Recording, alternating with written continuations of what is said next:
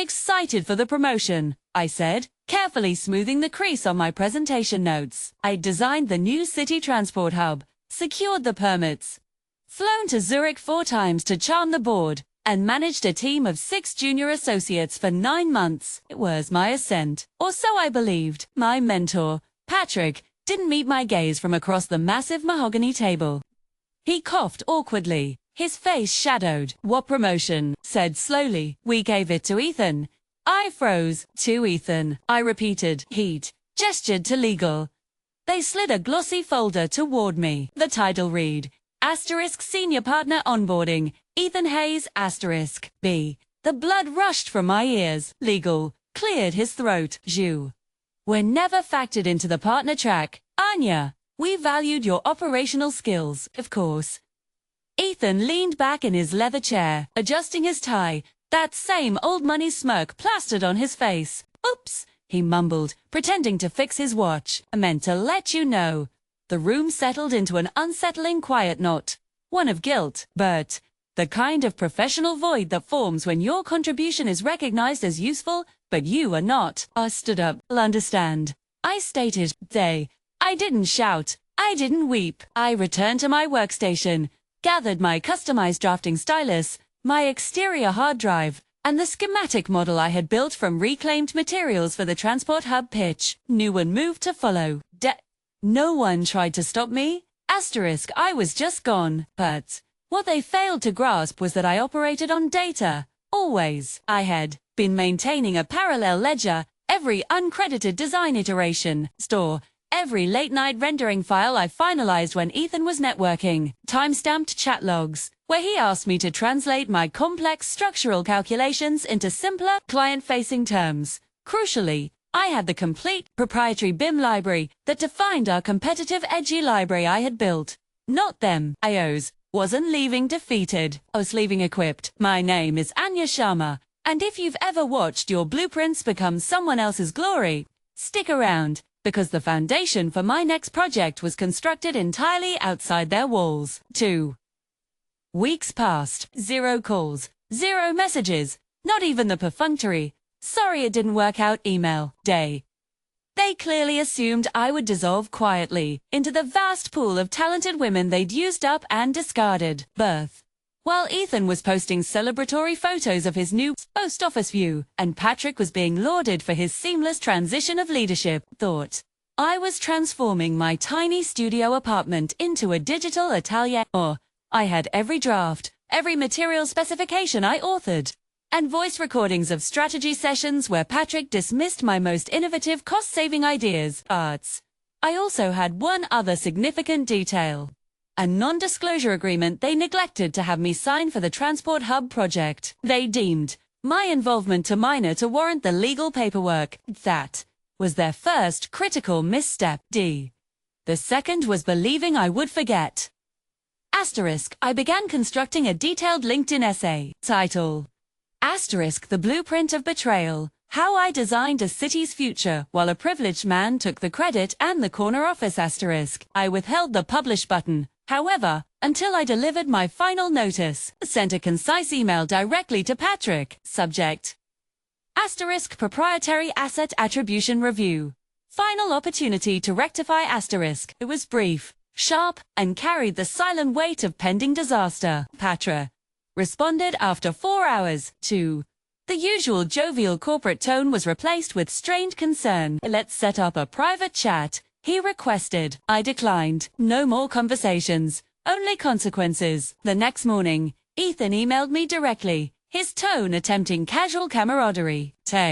"Anya, genuinely sorry about how the promotion shook out. You know it wasn't personal. You're invaluable to the firm's structure." Didn't reply. I merely attached a password-protected zip file containing the core structural calculations for the transport hub. Then BCCD, the head of the City Planning Commission that had recently approved the hub's financing debts. When the instability started, observe the chaos unfold immediately on industry news feeds. Thin's promotion announcement vanished. Patrick's celebratory post about retaining the brightest design minds was swiftly wiped clean. Whispers started circulating, followed swiftly by an immediate forensic audit of all recent project files. Night, and I hadn't even deployed the primary asset yet. Asterisk. It was a Wednesday when the minor tremors escalated into a seismic shock. A former colleague forwarded me a screenshot. Subject line, asterisk urgent, IP verification, structural calculation, discrepancy, asterisk, the Friday. Ethan had been removed from the company roster, BI. By Monday, his LinkedIn profile had been subtly modified to, asterisk seeking opportunities. Former project design associate, asterisk, D. He was never an associate, he was a plagiarist, and now the design community knew, A. I didn't have to speak a word. The City Commission's internal team handled the investigation. Digital file review unequivocally demonstrated Ethan's lack of technical authorship. Slogs confirmed my unique file naming conventions and creation dates, and his minimal cosmetic changes. Turned out, that oops, I meant to let you know, is insufficient defense against intellectual property theft, especially when tied to public works funding. Nah. In a desperate attempt at mitigation, Patrick emailed me, Dree, we'd be keen to bring you back for a fixed-term consultancy role. Happy to discuss premium compensation. I laughed outright. Spee, he wanted to hire the very person he had tried to render invisible. My response was short. Patrick, I wouldn't return to that organization, even if the only work available was to manage its inevitable demolition. Then, I hit publish. Asterisk my LinkedIn article went live at 11 a.m. Twos, precisely 11 minutes to achieve viral status. BIV close a business. It was the subject of every architecture forum. Headlines emerged. Asterisk, she drew the plans. He got the office. She got the industry's attention. Asterisk began receiving interview invitations from Asterisk Design, quarterly asterisk. Asterisk the structural review asterisk. And podcasts focused on equity in design. People started flooding the comments drafters, modelers, interns, whose visionary ideas had been hijacked by louder, more connected voices. Ours, no longer merely Anya Sharma. 2. I had become a definitive standard. Thin. Meanwhile, went dark online. Rumors circulated he was attempting to freelance.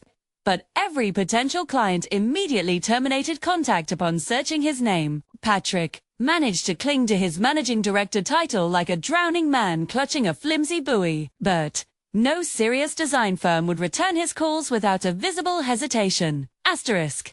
He became a recurring warning example in every university design ethics lecture. Spermy. I assembled a small, dedicated team. Half of them were women and non-binary professionals who had messaged me after the article. People driven by quality, not ego. We launched our first proprietary visualization platform beta within 7 weeks. We secured initial seed funding before we had even finished our marketing brief. We weren't just building designs, we were constructing a new operational culture. 0 stolen credit, 0 silent consensus, 0 invisible labor. Sir, on our formal launch day, Patrick's firm, now visibly rebranded, attempted to tag me in a congratulatory post on social media. Transparent attempt to capture traffic. I replied publicly, you don't earn the right to celebrate the future you actively tried to bury. Amassed 12,000 reactions in under an hour. Was no longer the employee who quit a job. I had become the leader who dictated the profession's new terms. They were left exactly where they believed I belonged. Asterisk a month later, I received a voicemail from an unknown number. It was Michelle, the head of legal from Patrick's firm, the same woman who had slid the transfer papers across the glass desk and told me I was never factored into the partner track. 2. Hi Anya, I know our separation was less than ideal. She started, but we're undergoing a significant leadership overhaul. Is there a possibility we could discuss rebuilding? As if I was the one who had shattered the structure. I didn't return the call, but I screenshotted the caller ID and saved it in a folder, labeled, asterisk, they will remember asterisk. Later that week, I was invited to give the keynote address at a major sustainable design conference. Main stage, 4,000 attendees. The introduction, Anya Sharma, founder, systems disruptor, and the designer of the new blueprint.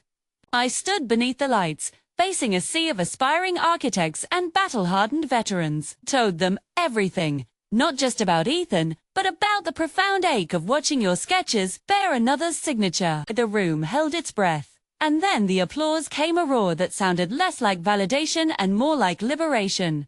Afterward, a young student, visibly moved, approached me, her hands trembling. I thought I was crazy, that I was just too demanding. She confessed, took her hand. You're not. You were never demanding.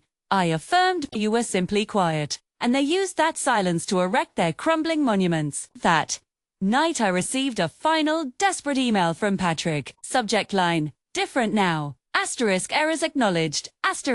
Things have fundamentally shifted. I was wrong. Candidly. I ignored the message but posted a quote the next morning.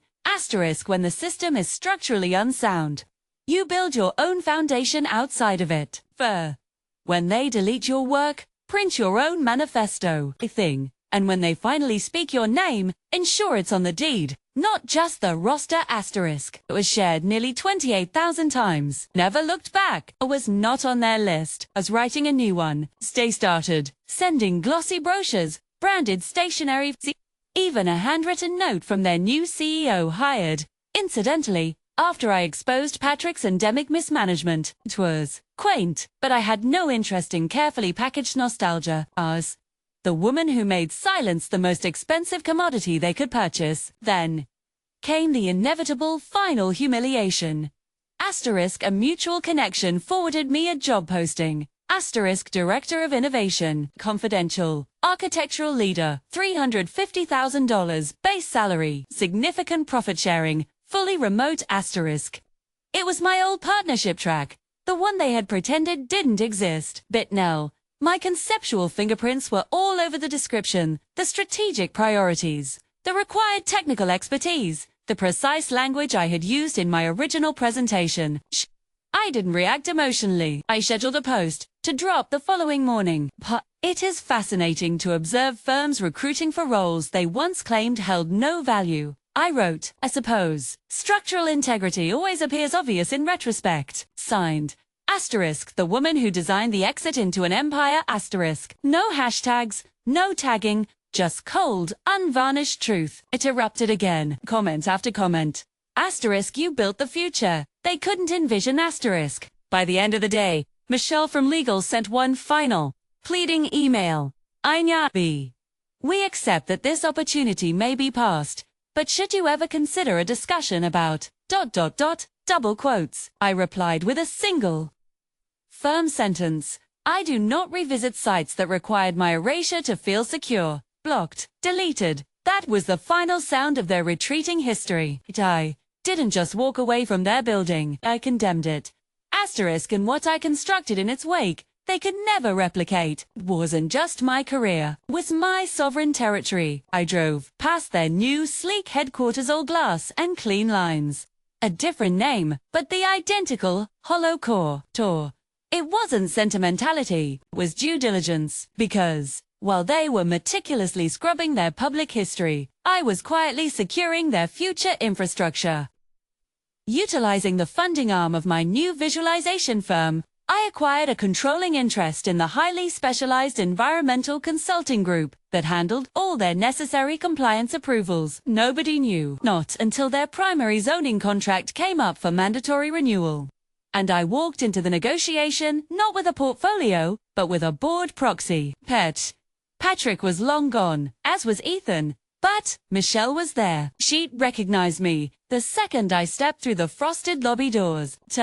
Composure instantly fractured. She stood, stammering. Anya, we didn't realize that. I own this room now. I smiled gently. We proceed. The meeting was swift. They needed mandated approvals, expedited environmental reviews, and long-term regulatory security. I offered them none of the above. Aloni offered new terms, rigorous, exceptionally expensive, and entirely non-negotiable. Spink. When Michelle faltered, I leaned forward. I highly recommend you sign these terms immediately, before someone who remembers less than I do arrives to handle your next project cycle. She signed. Her signature was shaky, her eyes fixed firmly on the polished tabletop. I exited without acknowledging her presence. Back in my car, looking at the city skyliner monument, built by brilliant people who were often forgotten, funded by those who lacked respect, and now increasingly influenced by my decisions. That evening, I hosted a celebration dinner for my new design team. Beer. We toasted with craft beer and laughed until we were breathless. No corporate hierarchy. No stolen ideas. Just authentic builders, visible and valued. As I stacked the plates, my phone received a text from an unlisted number. Asterisk, you won, Anya. Hope it feels worthwhile. Asterisk. I didn't reply. I simply murmured to myself. Asterisk, it wasn't about winning, Phils. It was about owning the terrain they assumed. I should merely maintain asterisk. Asterisk. 3 months later, I was giving the keynote speech at a major national technology summit.